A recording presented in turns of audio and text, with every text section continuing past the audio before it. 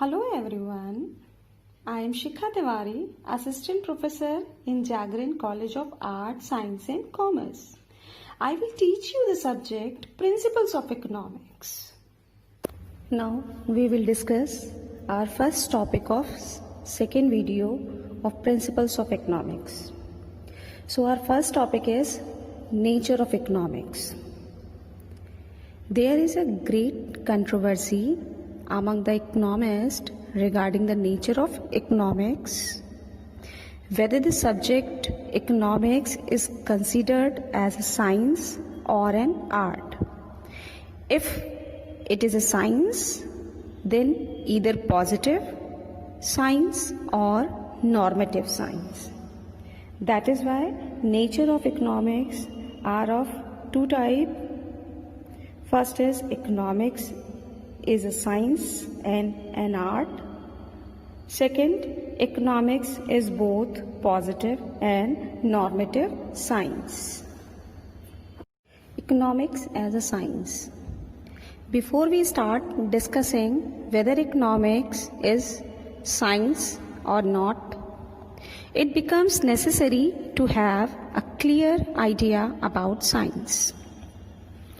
Science is a systematic body of knowledge concerning the relationship between cause and effect of a particular phenomena verification or validity law. So science is a systematic body of knowledge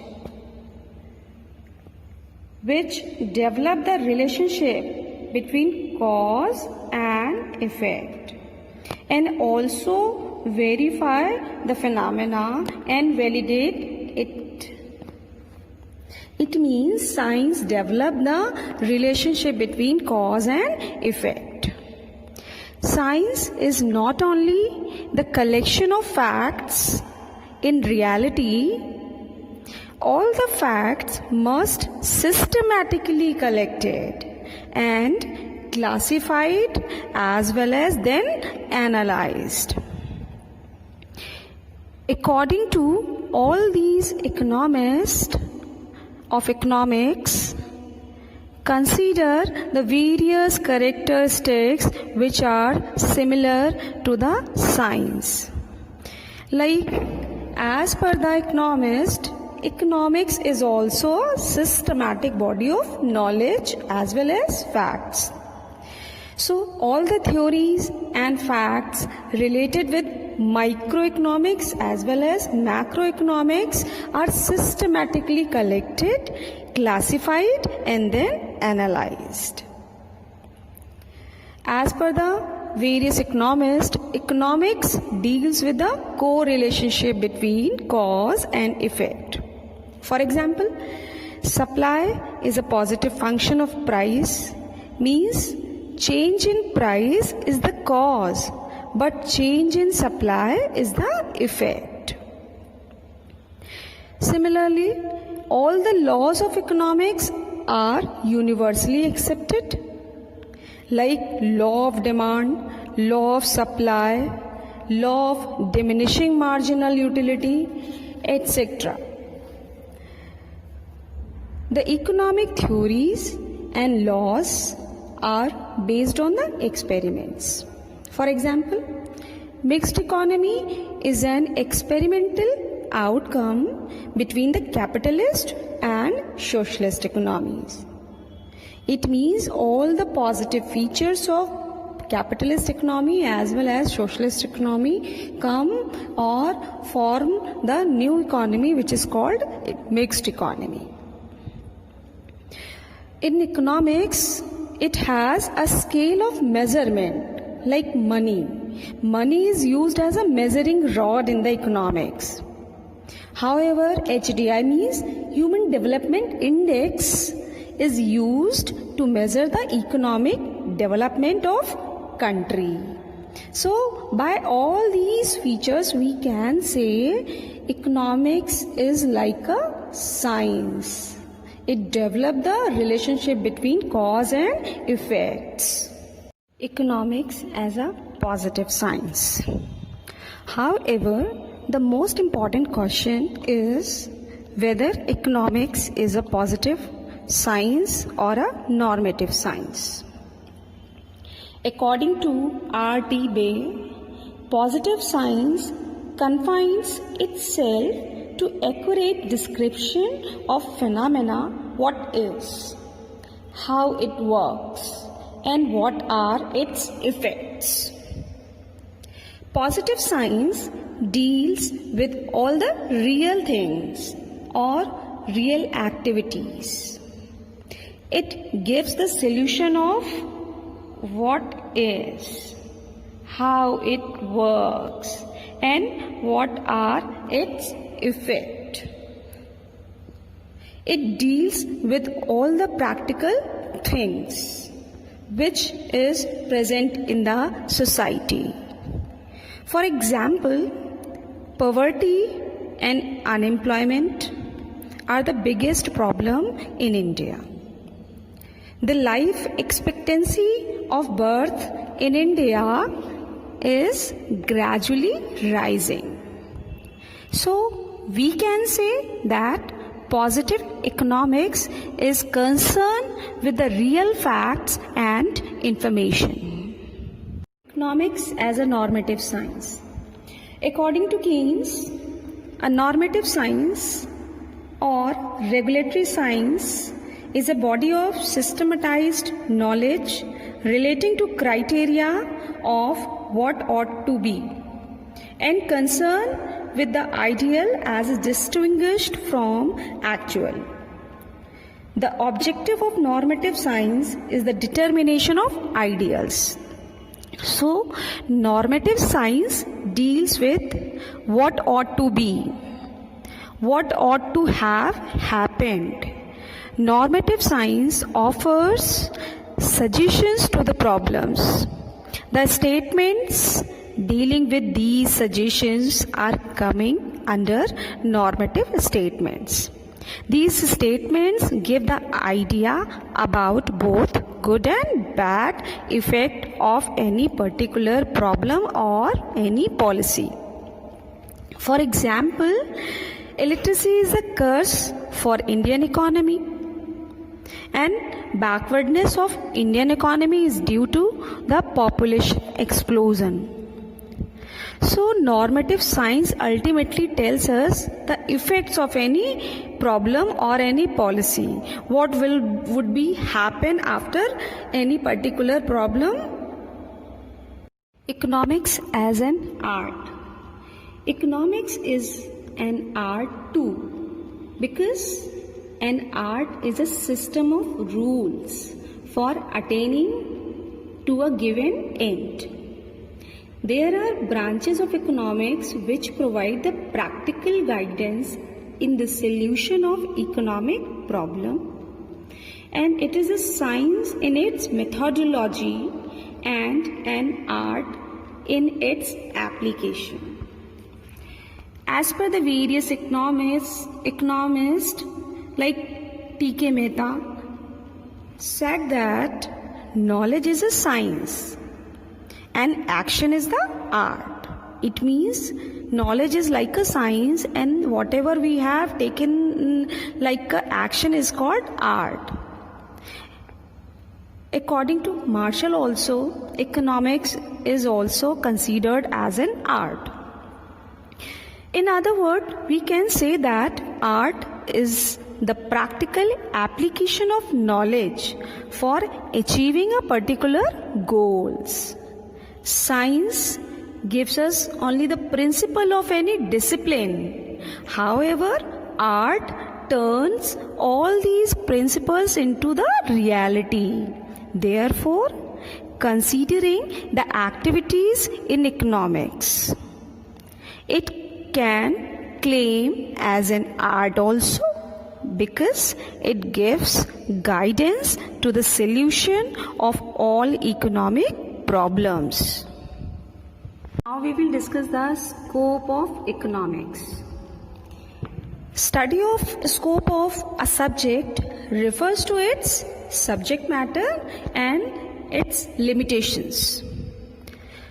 Scope of economics also refers to what is and what is not studied in economics.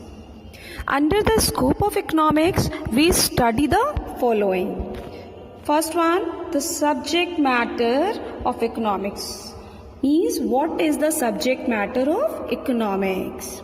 And the second one, what are the limitations of economics? It means here we study where the economics cannot be implemented. It means what are the limitations of any subject or economics. Now we discuss the subject matter of economics. The subject matter of economics, first is the economics is dynamic. Dynamic means changing on with the passage of time. As we know, the term economics has been derived from two Greek words. First one is oikos, means household, and niemon means management. Meaning of these two words is household management. According to great Greek scholar Aristotle, subject matter of economics is the economic management of the state and household. Means management of state along with the household is a part of economics. It was propounded by Aristotle initially. After the Aristotle, number of economists came and then defined the economics as per their terminologies and their thinking. Now, after the Aristotle, the Adam Smith, who is the father of modern economics and renowned classical economist. As per him, the subject matter of economics is an inquiry into the nature and the causes of wealth of nations. His definition again focused on the wealth of the country. So their definition and their thinking is completely based on the wealth determination. After the definition of Adam Smith, Professor Marshall given their own definition, which is based on the welfare. Dr. Marshall, in his book, which is Principles of Economics, which was published in 1890, has defined the economics as economics is a study of mankind in the ordinary business of life. It actually examines that part of individual and social action which is most closely connected with the attainment and use of material requisites of well-being. So the Marshall's definition is based on the social activities of the social man, which is for the well-being of a social man. After the Marshall's definition, Robbins defined economics on the basis of scarcity. He considered his own definition as more scientific and correct than the Marshall's definition. In his famous book, Nature and the Significance of Economic Science, which was published in 1931, he argues that economics studies the problems which have arisen due to the law of scarcity.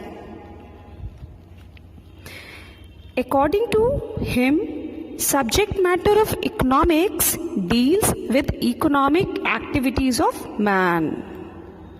Economic activities are those activities which are concerned with the attainment of scarce means to satisfy man's unlimited wants, means include both the goods and services.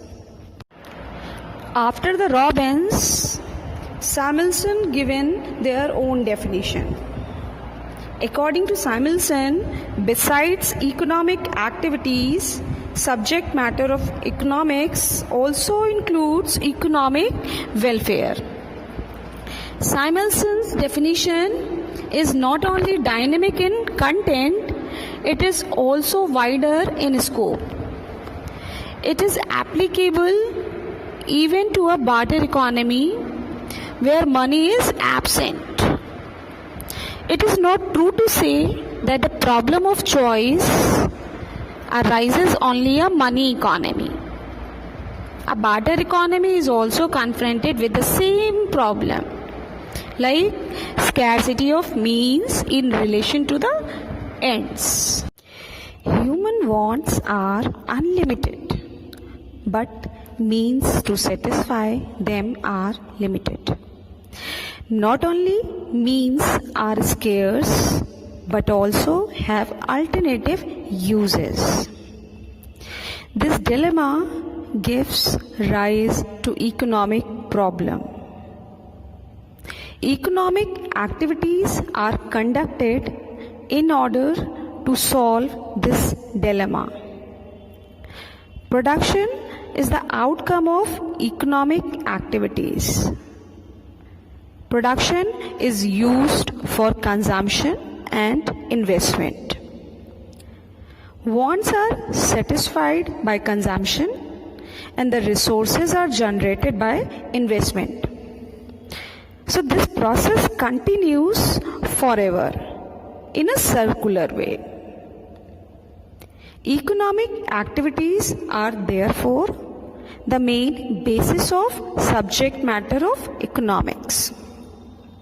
So, the economic activities constitute the second important basis of subject matter of economics. Economic activities are those activities which are concerned with the production, consumption, investment and exchange of resources used for satisfying the human wants. So, to perform these activities, an economy feels the necessity of exchange of resources. The subject matter of economics include the following economic activities like production, consumption, investment and exchange. Let us discuss one by one. So our first economic activity is the production. Production refers to that economic activity which is concerned with the creation of utility or addition of value in the goods and services, or which is concerned with the generation of resources. Activity involved in the making of biscuits with the help of labor, sugar, maida is called production. Transporting sand from the river bank to city where it is needed is also called production. And the production is used for consumption. For the direct satisfaction of wants, and investment is used for the indirect satisfaction of wants. Now we come to our second economic activity, which is consumption. As we know, consumption is the activity which is concerned with the use of utility of goods and services for the direct satisfaction of wants. For example, wearing of clothes, eating of bread, drinking of tea, etc. are the consumption activities. Now we come to our third economic activity, which is investment. Investment is the activity as a result of which there is an increase in the physical and human capital. Or we can say there is a capital formation which is used for the production of other goods and services. Our last economic activity is exchange. As we know, It is an activity that is concerned with the sale and purchase of produced goods and services. This sale and purchase is mostly done through the money. This activity is also called price determination. This price determination is divided in two parts, as I have mentioned, product pricing and the factor pricing. Now first one is product pricing. Product pricing is concerned with the price determination of goods under different market conditions like perfect competitive market, monopoly market, imperfect competitive market, etc. And the factor pricing is concerned with the determination of price of factors like land, labor, capital. That is how price of services of land, labor, capital, entrepreneurs are determined in the form of rent, wages, interest and profit respectively. So this activity is called distribution. On the basis of the organization relating to economic activities, the economic system are divided into three parts: capitalism, socialism and the mixed economy. Let us discuss one by one. Capitalism. Under this system, people are free to consume, free to produce and free to exchange the goods and services. The government does not interfere in the economic activities. They are free to take any kind of operations whatever they want. The people can accumulate the private property. The economic activities are conducted by the price mechanism. Second is the socialism. Under this system, the activities like consumption, production, exchange are fully controlled by the government. The people cannot keep private property. And the last one is a mixed economy. Under this kind of economic system, people are free to perform some kind of economic activities under the control of government, and some are free. So it is the midway between the capitalism and the socialism, because every system has some kind of loophole. So it is the middle path. The different economic policies are adopted to solve the economic problems under this kind of system. Thus, the study of economic policies form a part of subject matter of economics. Economic policies. Several economic problems arises as a result of operations of economic system. For instance, unemployment, inflation, poverty, depression, etc. The policies which are framed to solve these problems, like the monetary policy, fiscal policy, price policy, economic planning, etc., are part of the subject matter of economics.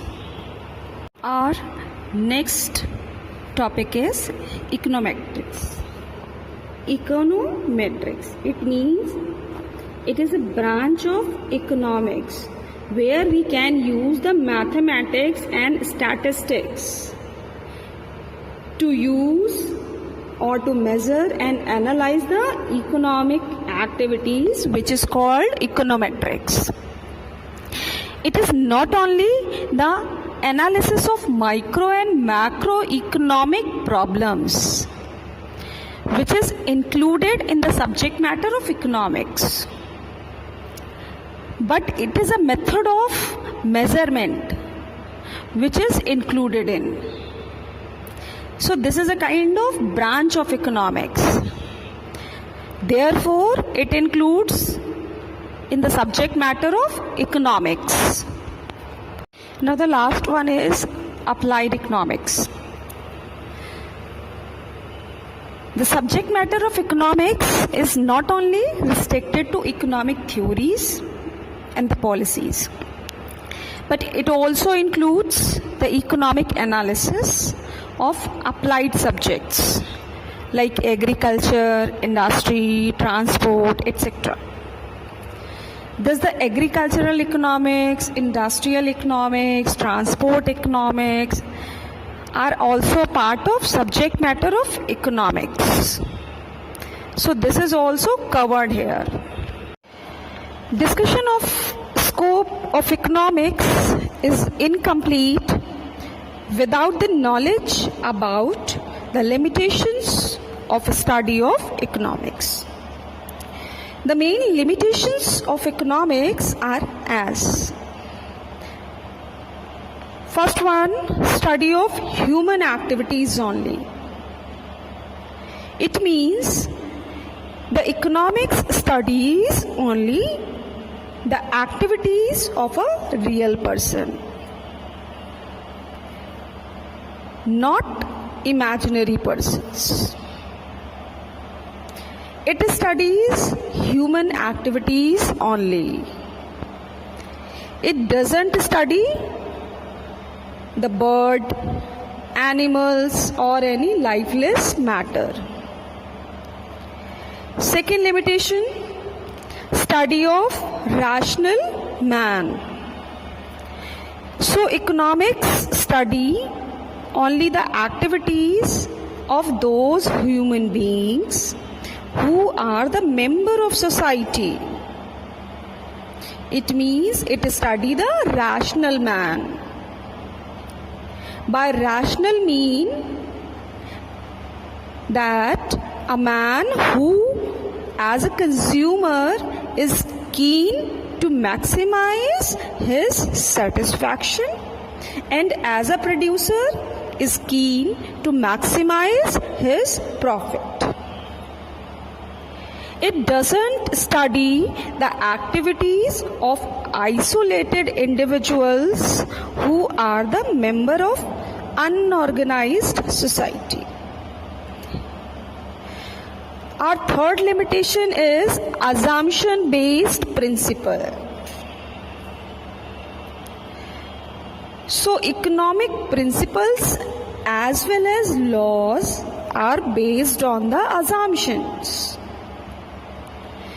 The main assumption of the microeconomics is the other things remaining constant or ceteris paribus. It implies that in order to analyze any economic phenomena, we have to consider the variable and all other elements are assumed to be constant.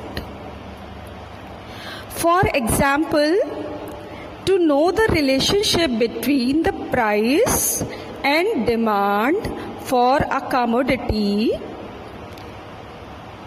the price treated as a variable factor and all other factors influencing demand like income of consumer, price of substitute goods, etc.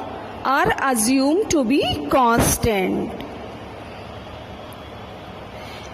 Now, fourth limitation of economics is economic laws are not exact and universal. Economic laws are like a mere statement of tendencies. These are not exact and universal as the law of natural sciences. Natural sciences means like physics and chemistry. In other words, these are not valid in all kind of situation. These are only assumption based. These change with the change in assumption. The main cause of it is that economic laws are concerned with the behavior of man.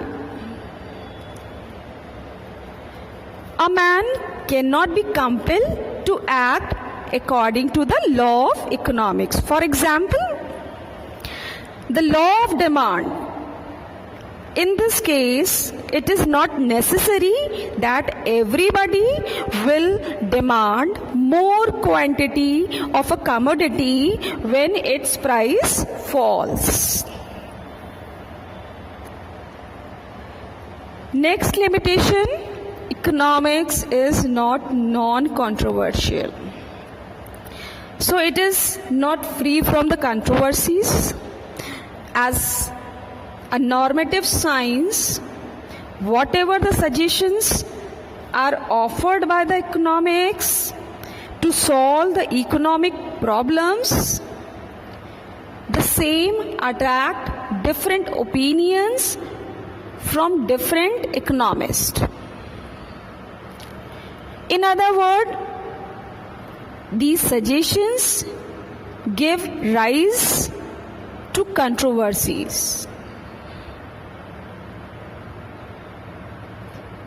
So this is all about the scope of economics. These all are the assignment questions. You have to attempt all of them. This is a feedback form. You have to fill it and submit it along with the assignment questions.